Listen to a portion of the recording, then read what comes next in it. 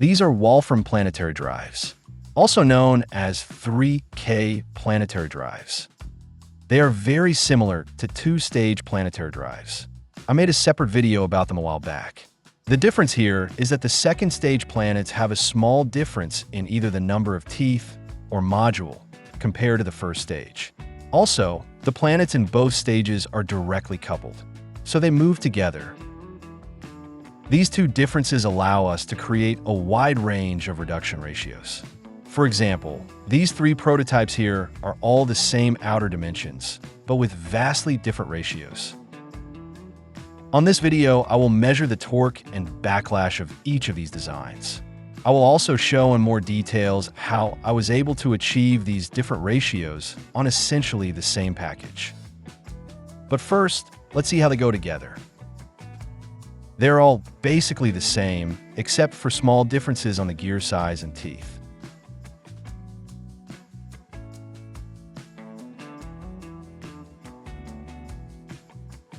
This is a more detailed view of the assembly process. For the sun gear, I'm using this shaft coupling that I got on Amazon. This allows to have a more secure attachment to the motor shaft. In general, I try to use off-the-shelf components as much as possible, as opposed to relying only on 3D printing. I'm also using a thrust bearing so that the carrier can spin freely. This could probably be replaced by a simple washer or spacer. This is the fixed ring gear. I first tighten the screws loosely. Once the planets are installed, this will set the correct position of the ring gear.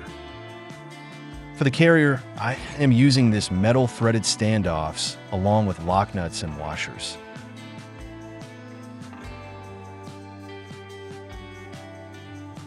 For this type of drive, it is important to install the planets in the same orientation. Otherwise, the output ring gear might not mesh with the planets correctly. Now I can tighten the fixed ring screws.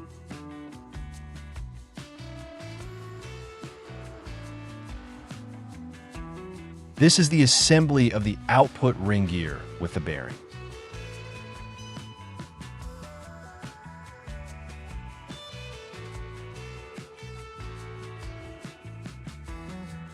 Then, we can install the retainer bearing plate.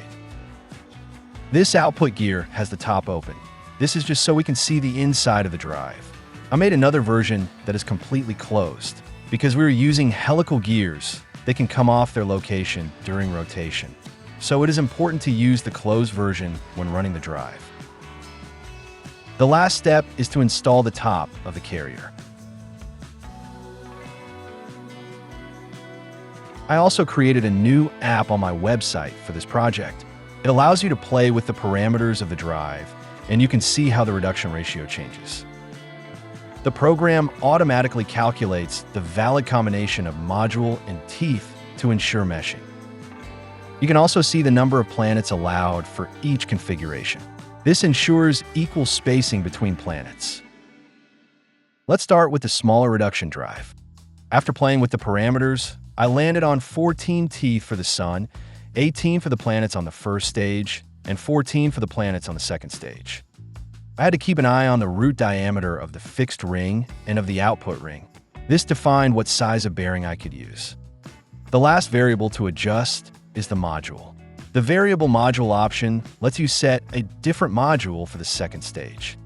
All of this resulted in a reduction of approximately 26:1. I verified the reduction ratio by spinning the motor 2,384 degrees or 6.6 revolutions. This gave a rotation at the output of 90 degrees as expected. Now, let's test the torque so we can calculate the mechanical efficiency.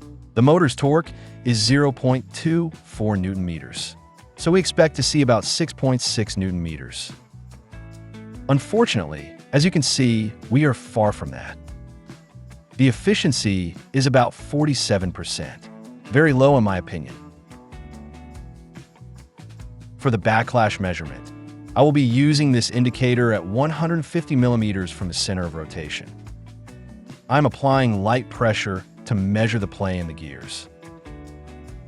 I calculated this to be about 28 arc minutes.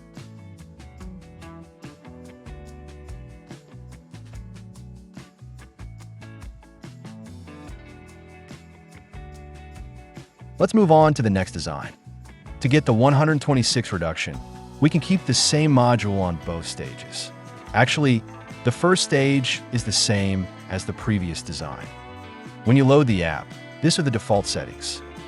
To verify the reduction, I applied 11,340 degrees to the input, or 31.5 revolutions. As expected, the output rotates 90 degrees approximately. You can see how it moves much slower than previously. I am using the same speed and acceleration settings than before. For torque, we expect an output of 30 Newton meters approximately. However, we only get about 6, so an efficiency of 20%.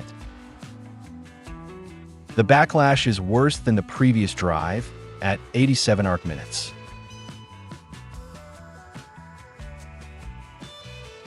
Next, let's take a look at the final design I made.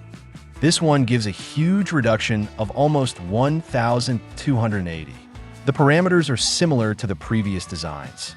However, as mentioned before, only a small difference in either module or teeth number is needed to come up with these large reduction ratios.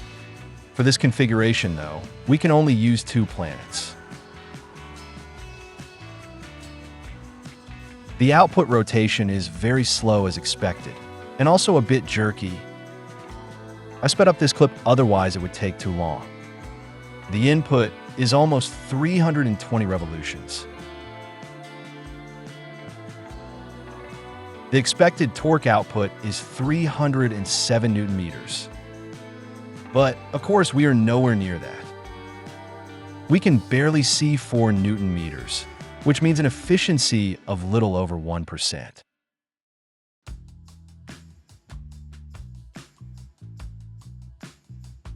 The backlash is not great either, close to 65 arc minutes.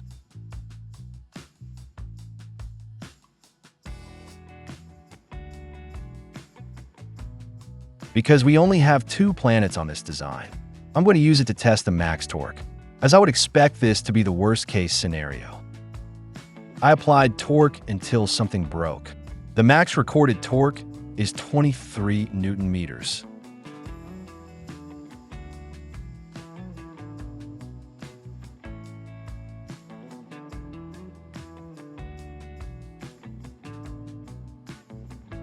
The drive broke in a couple places. This is the output ring gear. Then, as expected, the planets.